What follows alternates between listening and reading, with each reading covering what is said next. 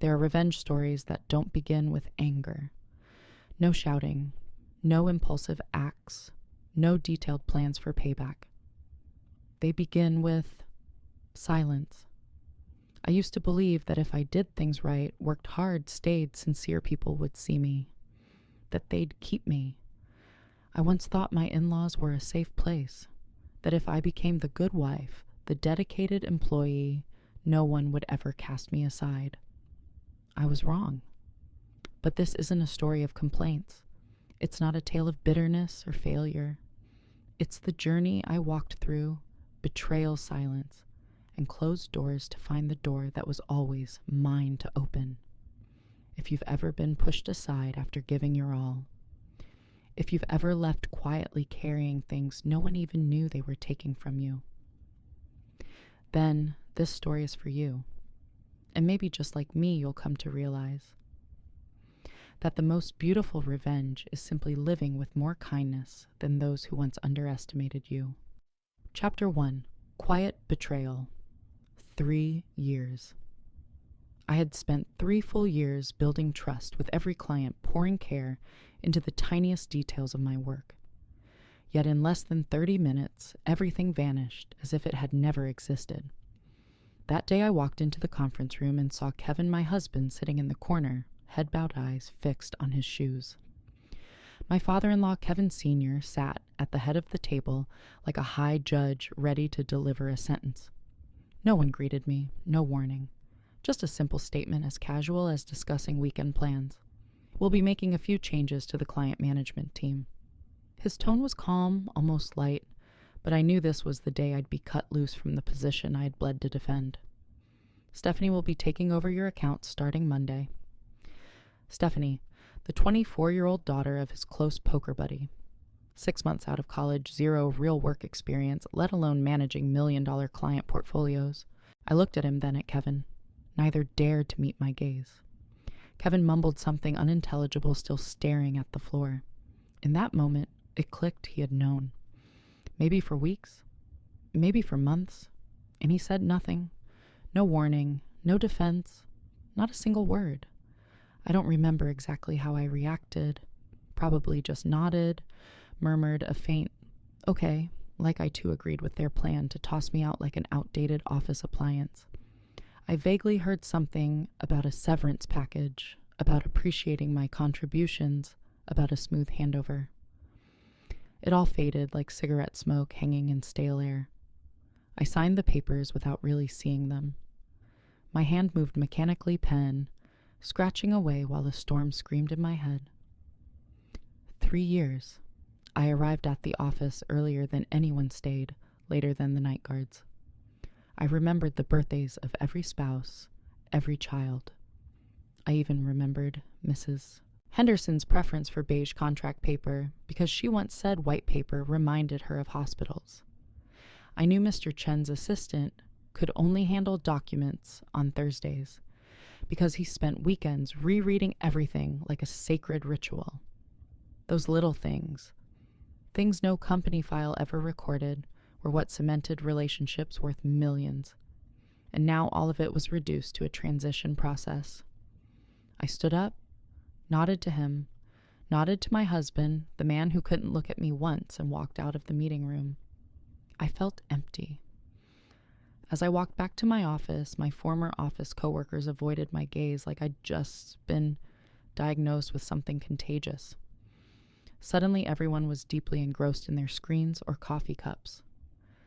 Linda at reception gave me a quick smile, then turned away instantly. My familiar office, once my fortress, now felt strangely small. The wedding photo of Kevin and me on the desk grinned mockingly. Family portraits, company picnic pictures, they all seemed to echo the same message: you trusted the wrong people. A man who once embraced me in front of his father, the same father who just severed everything I'd built. I opened each drawer like dissecting my own memories. The tiny cactus Mrs. Henderson gave me after I helped her with a difficult contract. The stress ball shaped like a globe Mr. Chen brought back from Singapore. Worthless in dollars, but soaked in meaning. Then I opened the bottom drawer where I kept the most precious thing in the company, known to no one but me, the red leather binder. I bought it during my first week on the job, at first because it looked professional. But over time, it became the living diary of my clients, a place where I wrote down every detail not found in Excel sheets. Wedding anniversaries, favorite dishes, silent fears, chronic illnesses, pet names, things only someone who truly listens would know. I didn't put it in the cardboard box the company gave me. I put it in my handbag, because some things are not meant to be handed over and never should be. As I left, Stephanie stood blocking the door. Blonde waves, glossy navy blazer, pink lips, like she walked straight out of a networking seminar. "I'm really excited to work with your clients," she beamed, as if someone just handed her free cookies. My clients. No, my relationships built through every handshake, every heartfelt check-in, not just a bunch of names in a PDF file. I smiled, looked her straight in the eye. "I'm sure they'll love you," I said. And for the first time that day, I actually told the truth, though, not in the way she thought. Chapter 2, quietly picking up the pieces. I walked out of that building with a cardboard box in my hands, and the red leather binder pressed close to my side as if it were the only thing holding me together. The breeze outside was cool, but not comforting. It was the kind of chill that reminded me the world doesn't stop, not even when you lose everything. That evening, Kevin came home late, still with the scent of expensive cologne, the crisply ironed shirt, and that avoiding gaze. I was sitting at the kitchen table labeling boxes of homemade cookies for Mrs. Henderson and the Williams couple. Little gifts I planned to send not from an employee to clients, but from an old friend to those who once believed in me.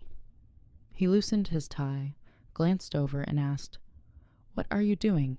Cookies and thank you cards?" I replied shortly. "For who? For those who were kind to me?" Kevin frowned as if he couldn't comprehend my actions. Maybe he truly didn't understand the value of gratitude.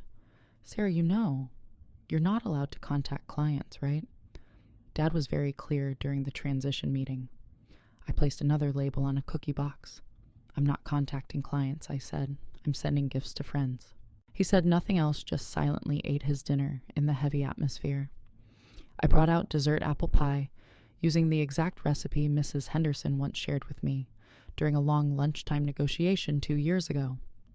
Back then she sighed, then smiled, and said, "Add just a bit of cinnamon and honey, dear. That flavor stays with people." Kevin took a bite, then asked quietly. Dad said, "They might need more consultants on the client service team." "What do you think about coming back?" I smiled. Not because I was pleased, but because I had seen this coming from a mile away. That unsettling feeling when an entire office starts to lose its bearings. "I didn't leave the work, Kevin. I just left the building. I don't need a title to care about someone. I don't need a company email to check if someone's kid has recovered from the flu." What the company lost wasn't me. It was the connection I had built patiently, day by day. The next morning, I got my first call while still in pajamas, sipping coffee. It was Mrs. Henderson. Her voice trembled slightly, like she was both sad and confused. "Sarah, do you still remember me?" "Of course, Mrs. Henderson. It's lovely to hear your voice. That new girl, Stephanie, she called me Mrs. Hendermith." I nearly choked on my coffee. A name I had said hundreds of times over 3 years now, butchered into something unrecognizable. "She asked me to spell my name for the records," she added, half amused, half genuinely saddened. "She seems sweet, but it all feels strange, Sarah. Like everything familiar suddenly disappeared. She's probably just still adjusting." I lied politely. But inside I knew better. Stephanie didn't understand that clients aren't just entries in a database. They're people, with stories, with memories. The so-called smooth transition the company imagined was already beginning to crack, not because of technical issues, but because they had forgotten the most vital thing in business emotion. I hung up and looked around the quiet kitchen. The cookie boxes were ready. The handwritten cards in soft cream paper with neat ink lines. No company logo, no bold letter headers. Just a simple thank you from someone who still remembers and still cares. I knew this wasn't the ending. It was only the next chapter, where I began reclaiming my power with kindness. Chapter 3. The first cracks. I'm not the type to wait around for miracles, but what I didn't expect was that the miracle would come in the form of a string of messages from Linda at the front desk. Tuesday, she messaged Stephanie, sent the quarterly report to a competing client, followed by a crooked smile emoji. Wednesday, she texted again. She misspelled Mr. Williams' company name in the email subject line twice. This time it came with a laughing while crying emoji. And by Friday, I got this. She forgot to attach the Morrison Project proposal. They called back asking if we're still a serious firm. I looked at the messages and sighed, not out of joy, but because I knew this was coming. It wasn't that I wanted Stephanie to fail, but the truth is, trust can't be copy-pasted from one person to another. She had taken on a role without ever reading the script. But the real blow came from something seemingly harmless, Mr. Chin's birthday. A birthday email was sent to the entire client mailing list, 37 people. The subject line, Happy Birthday, Michiel Chin. Not only was it sent incorrectly, it also spelled his name wrong. A man whose birthday I had remembered for 3 years in a row, with handwritten cards, his favorite tea, and always a kind question about his daughter's exam results. When Linda sent me the screenshot of the email blast, I didn't know whether to laugh or feel sorry. Shortly after, I received a message from Mr. Chin himself, Sarah. Thank you for always remembering the little things. I truly miss our conversations. I set my phone down and something ached inside me. Not because I missed the job, but because I missed the meaning behind it, being able to see someone listen to them truly walk alongside them. So I went back to the kitchen. Flour butter, vanilla chocolate chips, familiar ingredients. My grandmother's cookie recipe, refined over many holiday seasons, would now become a silent thank you note. I handwrote the cards, not those stiff corporate templates with logos, just thick cream-colored paper with delicate texture. I wrote one for each person. Mrs. Henderson, thank you for your trust over the past 3 years. Your strength and wisdom continue to inspire me. Mr. Chen, congratulations on your daughter getting into med school. I still remember the pride in your eyes when you told me about her dream. Mr. and Mrs. Williams, I hope your grandson is doing well. Thank you for letting me be part of your journey from the early days of expansion. Each cookie box was tied carefully with ribbon. No company name, no promotional brochures, just a small gift from someone who remembers what others often forget. That night, Kevin came home late. Wrinkled shirt, crooked tie, the scent of office stress clinging to him. He saw me writing cards at the table and shook his head. You still haven't let it go. I looked up and smiled. I'm not clinging to the past. I'm honoring what deserves to be remembered. That night's dessert was pie made from Mrs. Morrison's recipe, the one she shared during a call shortly after her husband passed, when she wasn't sure she could keep the company afloat. I never forgot that moment because I sat on the phone, listening to her cry for 45 minutes, saying nothing, just being there, so she'd know she wasn't alone. Kevin finished his pie, put down his fork, and said, "Without meeting my eyes, Dad's thinking about bringing you back as a consultant." I nodded, unsurprised. You know, Stephanie isn't doing well, I said calmly. She's trying, he replied weakly. Yes. But trust isn't something you can try your way into. It's grown through every conversation, every action. My phone buzzed as we were finishing dessert. It was Mr. Williams. Sarah, the baby blanket you knitted was absolutely wonderful. Margaret cried when she opened the box. She said only someone who truly cared would remember something like that. Are you still offering consulting? I didn't say yes, but I didn't say no either. I just asked, how's Margaret? Is the morning sickness easing up? That's when I knew they didn't miss me for my title. They missed how I made them feel valued. They didn't need a service provider. They needed a partner, and Stephanie had no idea what that meant. Chapter 4. The Silent Revenge begins. I didn't plan revenge, at least not the way people usually imagine it, loud table slamming, demanding justice. I didn't scream. I didn't threaten. I didn't send a single complaint email. I simply stood up and started to remember. I remembered Mrs. Chen once told me how much she loved homemade strawberry jam, the kind her grandmother used to make. Thick, fragrant, not too sweet. I dug out my mother-in-law's old recipe, the one that required 2 hours of continuous stirring to avoid burning. That mellow, slightly tangy, syrupy flavor was memory in a jar. I poured it into glass jars hand-labeled, each one made with love.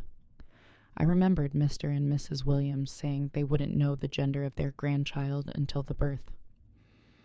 We want it to be a surprise, she smiled. I took out the soft, yellow yarn I had bought the year before and began knitting, a small blanket, warm, durable, and woven with the quiet nights I spent in thought. Each stitch was a thank you. Each row a message I still remember. I still care, even if I'm no longer there. I pressed lavender from my garden into bookmarks for Mrs. Morrison, the woman who once told me about her honeymoon in Ireland 40 years ago. That little cottage, she had said, smelled of roses like heaven. I enclosed a handwritten note wishing her a peaceful return visit. I didn't sign the company name, didn't send them through internal mail, just small parcels, handwritten addresses, stamps pressed on by hand. Every morning at exactly 9:30, I walked to the post office near my house. The clerks started to recognize me. They called me Cookie Lady. I just smiled. They had no idea these small gift boxes were the most powerful weapons I'd ever wielded. And then the ripple began. Sarah, this strawberry jam tastes exactly like my grandma's Mrs. Chen message with a tearful emoji. We had dinner together last night. Margaret still doesn't believe you hand-knit that blanket. Thank you for always remembering the little things Mr. Williams called his voice trembling. Your bookmark made me cry, Mrs. Morrison wrote in a thank you card with a photo of herself standing in front of that old Irish cottage. I never mentioned work, never suggested coming back. I simply spoke through memories, and that shifted the relationship from company to client to human to human. Meanwhile, Linda kept updating me about the place I once belonged. Stephanie just posted a story Boss Life Henko crushing it photo, her at a desk, Pinterest on the screen, not client files. Another story, coffee meeting with client. Love this part of the job. The caption read, pitching social media ideas to a mechanical factory. Linda added Sarah. Mr. Williams makes industrial equipment. No one needs Instagram to sell hydraulic presses. I didn't know whether to laugh or feel sorry, maybe both. Then one day Linda sent a single word, urgent. She was in the break room looking like a tightly wound wire. Stephanie locked herself in the restroom. She's crying. I paused my scone making the same ones Mrs. Henderson once said she had in a tiny bakery in Scotland. I wiped my hands, grabbed my keys, and drove to my old company. I didn't go to scold her. I didn't go to gloat. I went because I still cared, even though they had chosen to discard me. Linda explained that Stephanie had sent a youthful rebranding marketing proposal to Mrs. Morrison's estate planning firm, a company that catered to retirees and was run by a 73-year-old widow. When the response came back calling it a joke, Stephanie replied to 3 emails trying to explain herself, making it worse.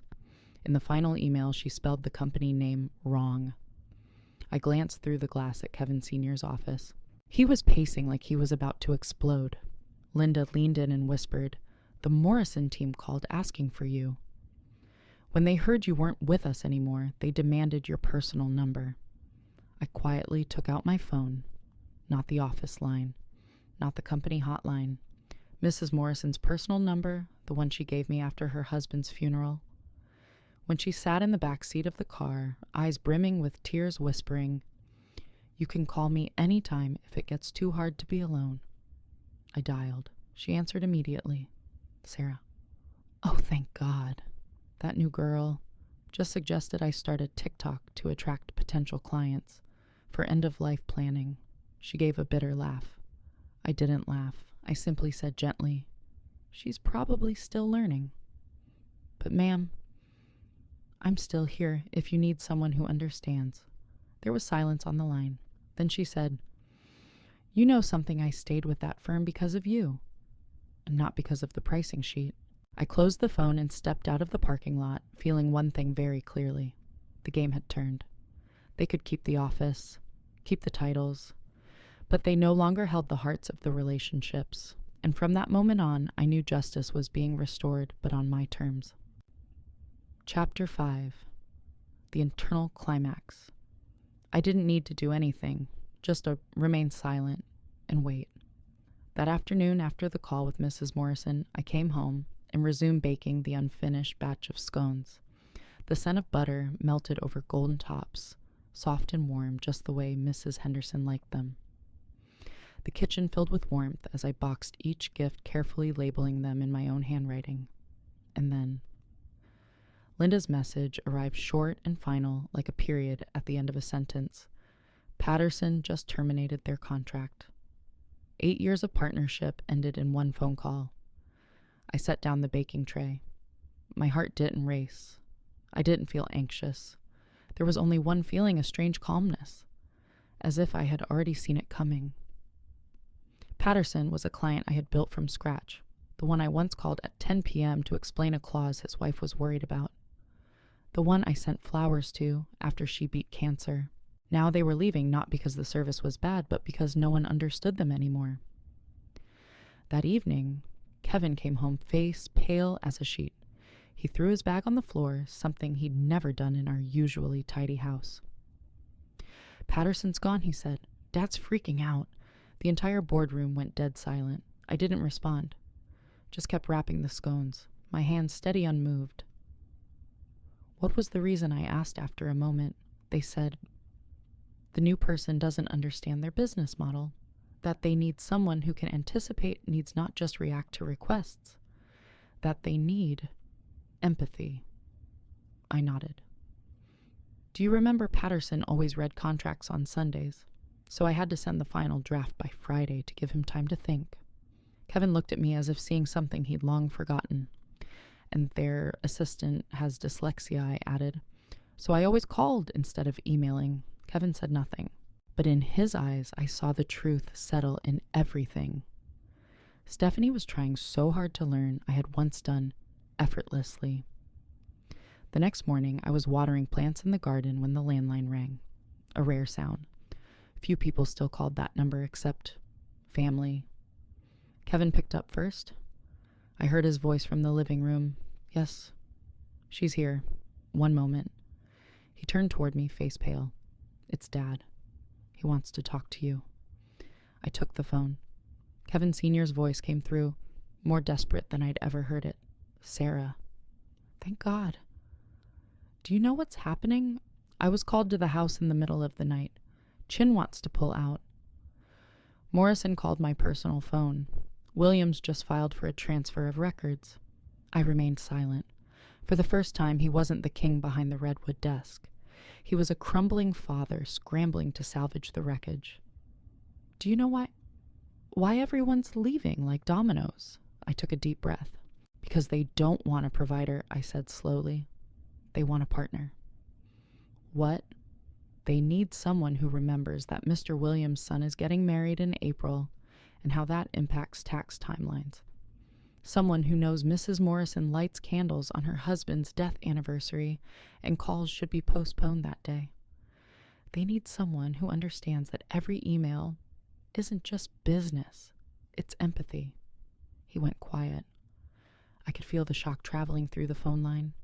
But the files are still there, he protested weakly. Files hold data, I replied. Not emotion, not trust, not history. I hung up after that. There was nothing more to say. I didn't ask for my position back.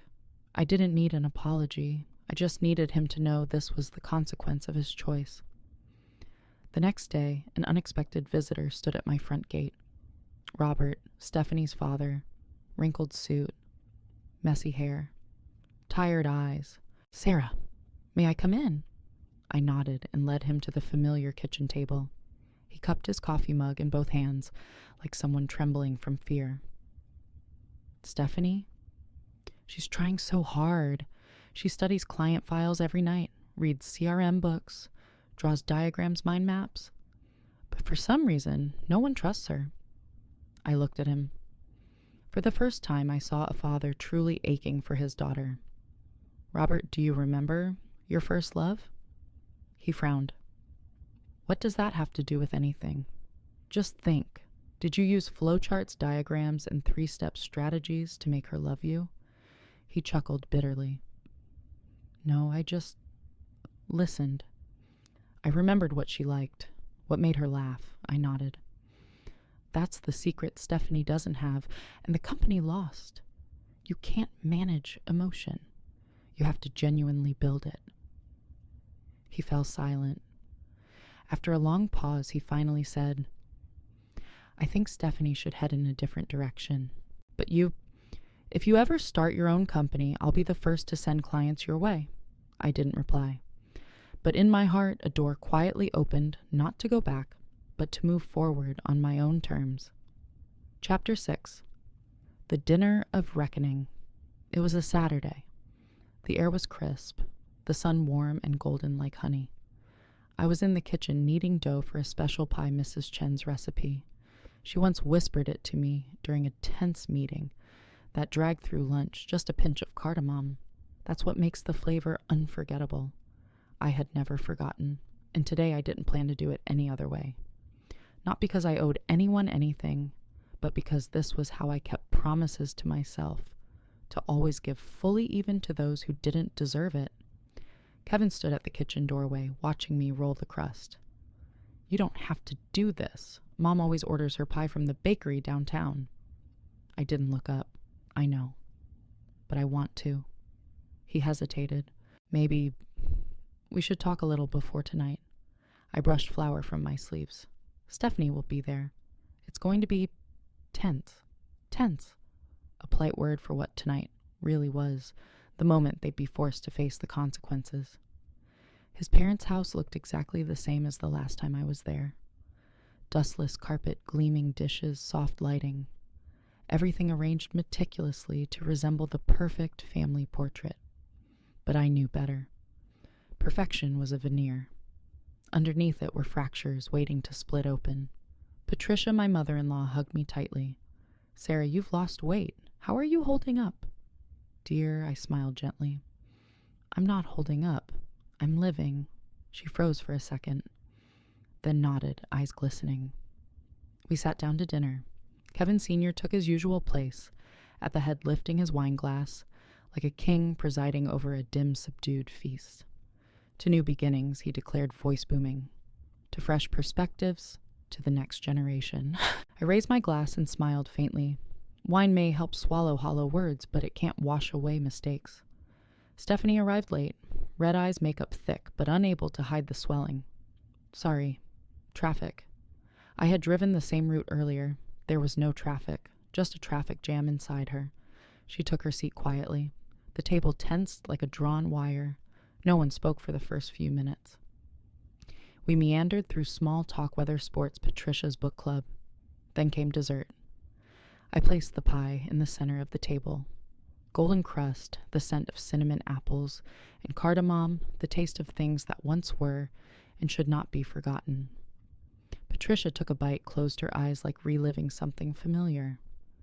"Oh my, this is wonderful. Sarah, where did you get the recipe?" "An old friend shared it with me," I replied softly. Kevin Sr. squinted. "What kind of friend?" "The kind who taught me that little things can be remembered for a lifetime." Kevin cleared his throat. The air began to crack. Then he spoke.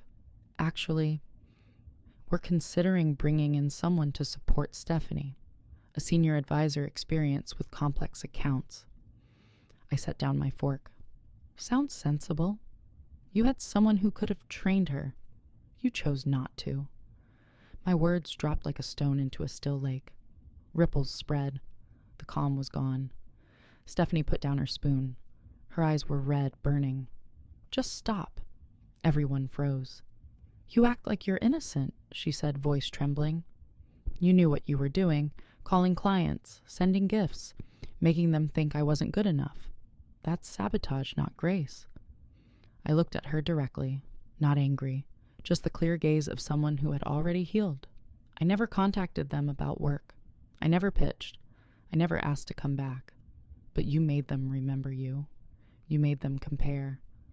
You made me feel irrelevant. Her voice cracked. You're too emotional to let go. I smiled, softly.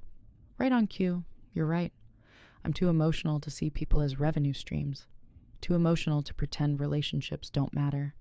And too emotional to sit here while you blame me for the truth that no one can fake sincerity. The room fell silent, only the clink of silverware in the distance.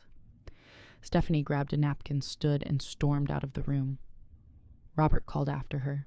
Kevin Sr. lowered his head, saying nothing. I stood too, folded my napkin, placed it beside the half-eaten pie. Thank you for dinner. The roast was lovely, Patricia. I walked to the door, not hurried, not shaken, each step steady as if my heartbeat had returned to its rightful rhythm. Behind me, arguments began to erupt. I didn't turn back. I didn't need to win the debate. I had already won because I kept my integrity. On the way home, Kevin sat in silence.